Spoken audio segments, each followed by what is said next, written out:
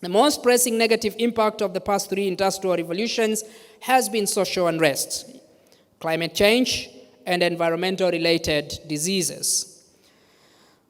The fourth industrial revolution, however, finds us with the benefit of history. So what we did not do in the first three industrial revolutions, we did not have the foresight of the negative consequences of these revolutions. We simply went with the motions of innovations and so on.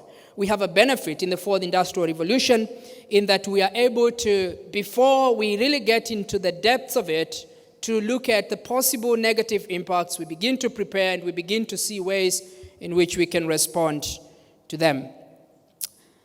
Talking still more about the negative consequences of the fourth industrial revolution, about a year ago, I wrote an article to the City Press and I cited the following facts. That according to the 2018 Ibrahim Index of African Governance, I argued that while African economies are growing, they are not translating to sustainable economic opportunities. Those of you aware of Africa's GDP, we are growing at a continental average of about 3.7%. But in most cases, we've seen poverty increasing, inequality increasing, and yet GDP growth looks really good on paper and in theory.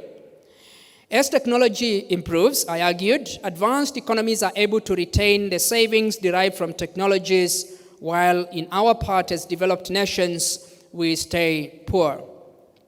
Through this asymmetric system, most of the benefits of technology and international trade accrue to advanced nations. What I'd like to suggest further is that the fourth industrial revolution is likely to increase GDP growth. This is where the future is likely to be, and I hope that we can sit and discuss about this a couple of years to come. That because of the fourth industrial revolution, because of the technologies and the innovations that are taking place, what's likely to happen is that you're likely to have rising GDP because there's increasing productivity, and yet our employment or unemployment remains high, inequalities remain high, and poverty levels remain high. For the simple purpose that although our GDP numbers are looking good, what is producing is actually not human beings, but it's robotics and machines and so on, while people are being laid off by the machines themselves. And so when you look at GDP as a small business, my point to you is that don't get swayed by whether the GDP is really high or low. It has its place in economic arguments. But that should not move you as an entrepreneur to suggest that if GDP is high or it's low, then that's going to affect your businesses in any significant way.